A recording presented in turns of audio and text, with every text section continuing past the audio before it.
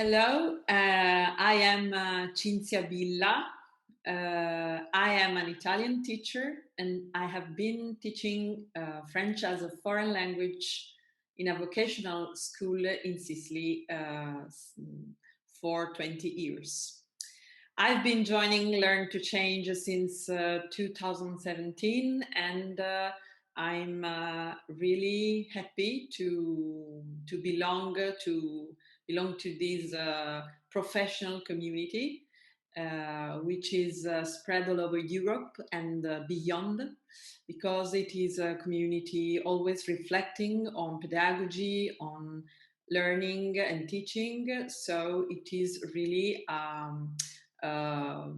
continuous opportunity to learn about teaching. And now I'm glad to introduce you, Pascale Mompoint Gaillard. Hi, Uh, Cinzia. Hi, Pascale. And she is the co-founder of Learn to Change, Change to Learn.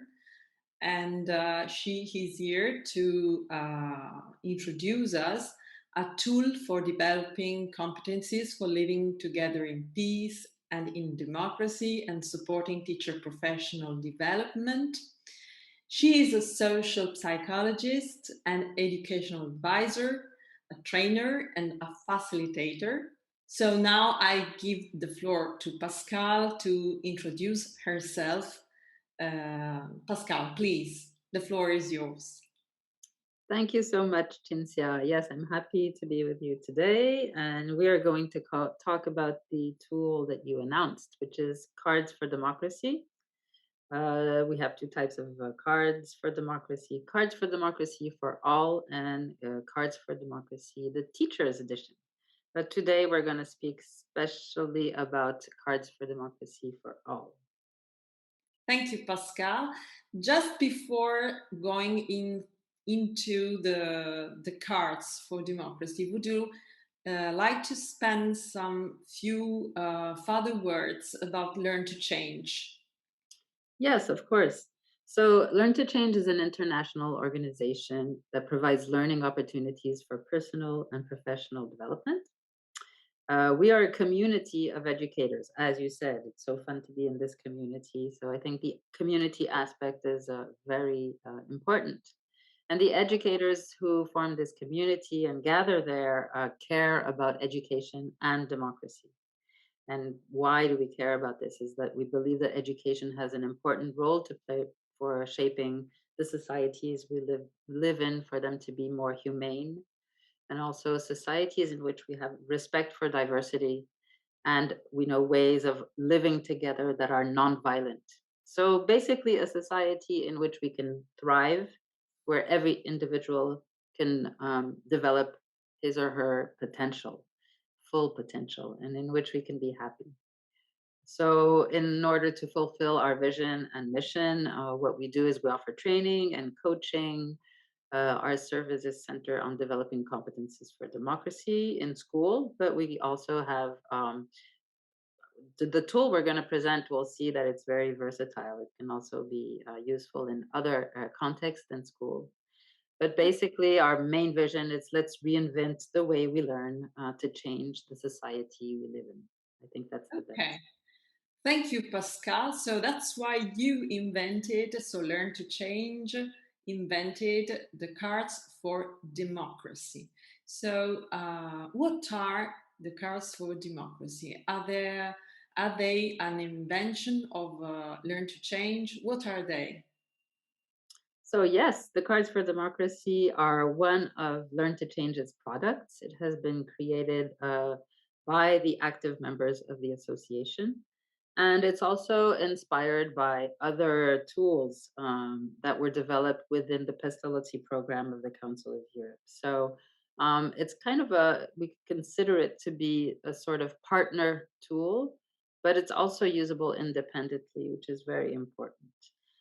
Cards for Democracy are a set of 60 cards, and they're intended for all people from age, let's say, 7 to any age.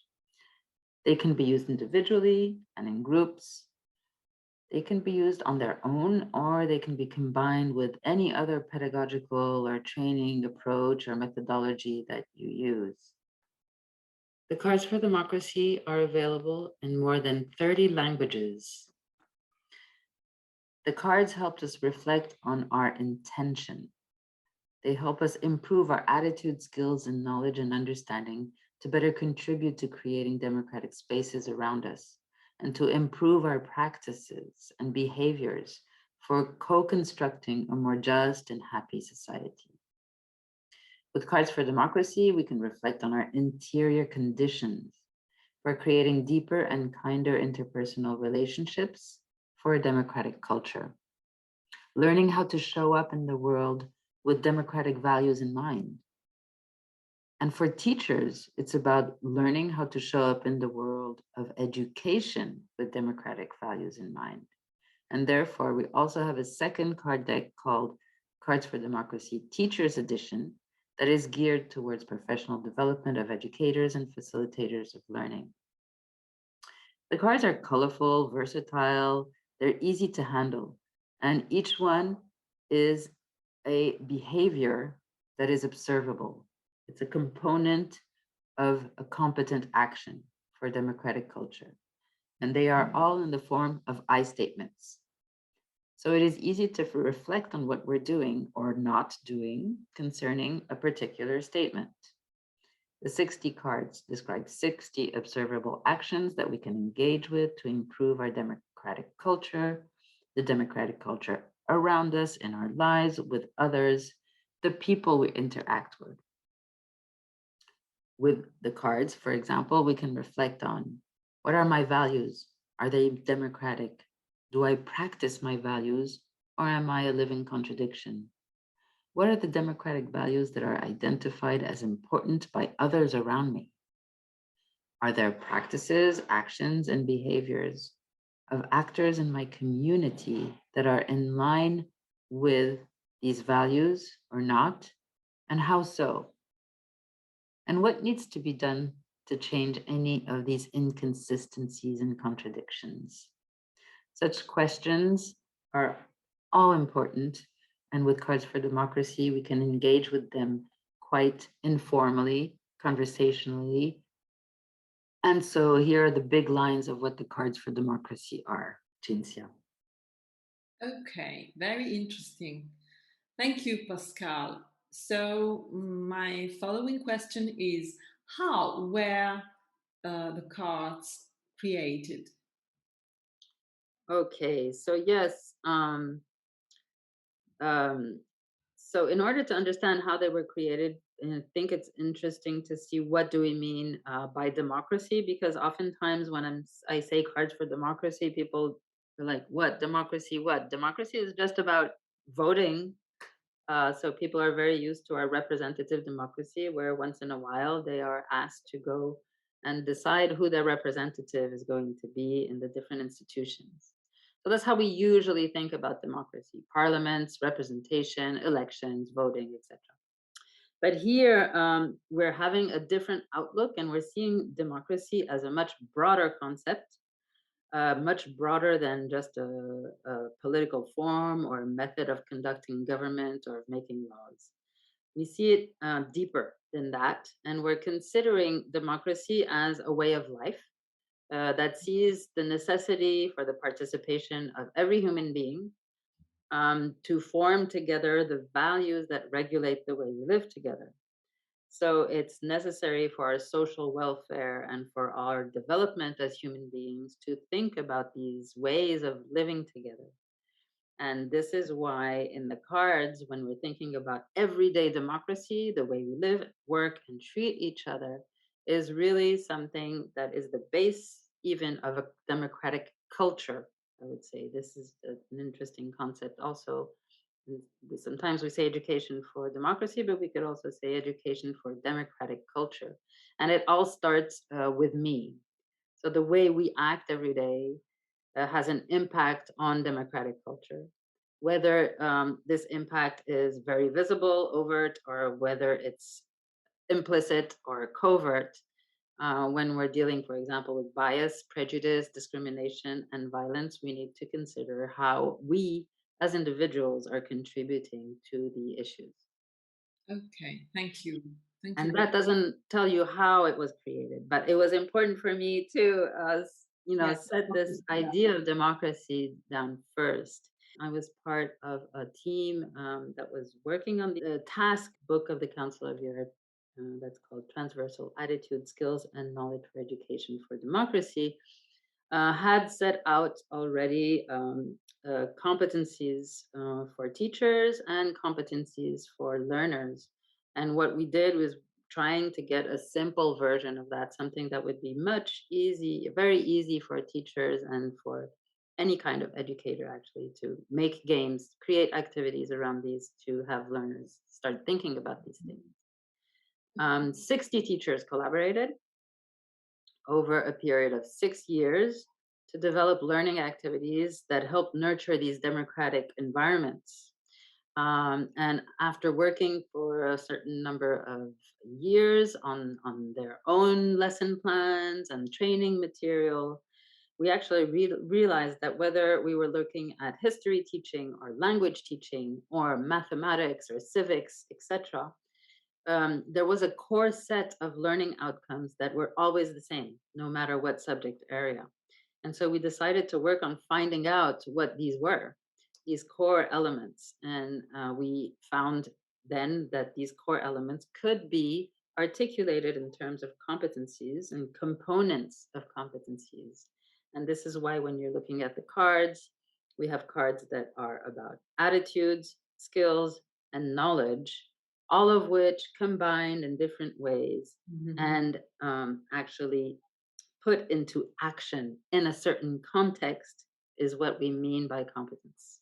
I can give an example that's a bit complicated for the concept of competence, but each card is describing an attitude, a skill, or an understanding that a person needs to be supportive and nurture democratic environments in social groups.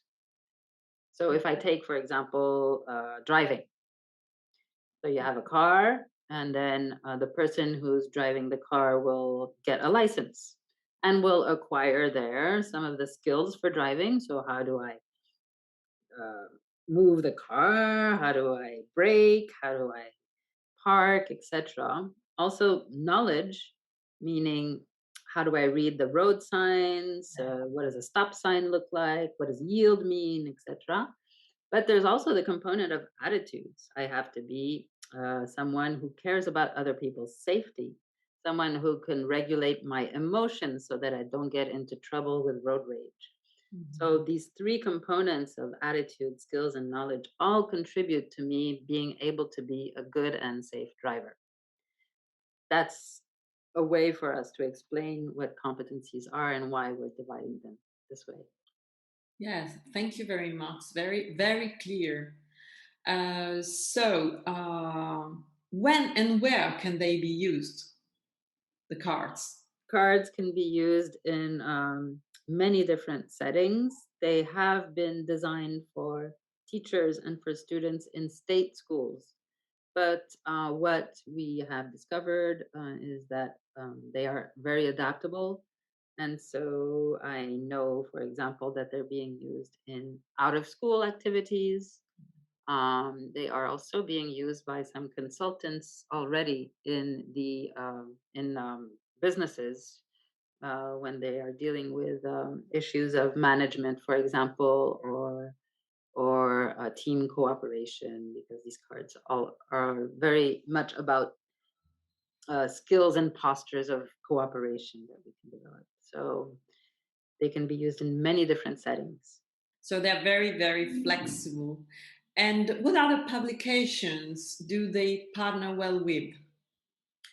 So for some who know different competence frameworks, I think they go well with them. And I'm going to cite three competence frameworks that are recent and that um, have actually a lot to do with the cards, but the cards are complementing some parts that are probably more on the attitude aspect that is often not very developed. So I'm going to cite the life comp framework. That is a framework that was developed by the Joint Research Center of the European Commission and focuses on competencies of learning to learn, competencies for life, and that's why it's called life comp. And I'm also going to cite the RFCDC, the European Reference Framework for the Development of Competencies for Democratic Culture.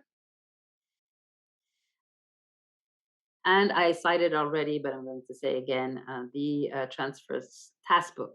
The task book is the transversal attitude, skills, and knowledge. So for me, these are very good partner uh, tools to go with the cards for those people who want to go further into anti-bias, intercultural education, um, um, prevention against stereotypes. All these types of things are important. And then there's all the aspect of collaboration skills, being able to regulate oneself in a group so that cooperation happens, things like that. Right. As you can see, because we're showing cards as examples here. Okay, thank you. So, how can they be used? Um, I know that you are going to offer some scenarios to illustrate how. Yes, Okay, please. thanks. Okay, so yeah, scenarios. Let me say first, if we're looking at the ways of using the cards, we can think in terms of a matrix in which there would be three main categories. For example, the cards can be a stimulus.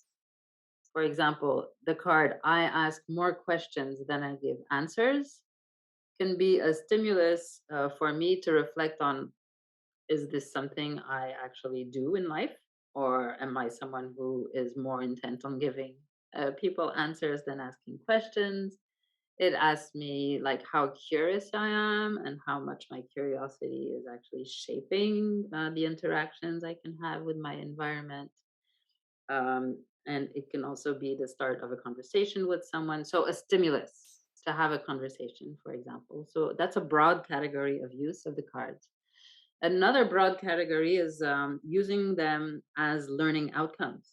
So, if I am a teacher and I see repeatedly that there are some interaction problems in my classroom, or problems of racism, or stereotyping, or violence, or just that my students have never really reflected on the topic of democracy and what it is to be in a democratic culture, then I can use each card as a learning outcome. And I could, for example, use three of them, combine them, and then from that, create my lesson plan or my training activity, knowing that this training activity aims to develop these learning outcomes. And this is a good way of doing it because then we can use the learning outcomes again after having used them for the design in the assessment in order to be able to assess, help students self-assess and do peer assessment, and also me as a teacher able to evaluate my lesson plan to see if it developed these learning outcomes or not. So this is a broad category. And then the third broad category would be offering a response to a problem or a situation. So, for example, if there is a conflict let's say, at break time um, between the students, and I'm witness to this, and I want to deal with the situation. Well, the cards are a very good way of dealing with the situation right there, right then, through a interactive um, activity where different protagonists of the story are going to be able to step back from what happened and get into a conversational mode to actually be able to talk to each other. So, stimulus, learning outcome, and response to a problem situation are the three broad categories. And then what we have seen is that we have actually 9 scenarios that we're going to develop. All these are going to be presented in detail to our listeners. And if you follow our channel, you will have more information on how to use the cards. Thank you very much, Pascal, for Thank this you. inspiring and appealing journey through the Cards for Democracy and Learn to Change. So, Is there anything that wasn't clear? Do you have other questions? What do you think? no, You are I'm just teacher. curious to go into these scenarios with my students and my colleagues. So, thank you very much and have a good day. Thank you, Cinzia.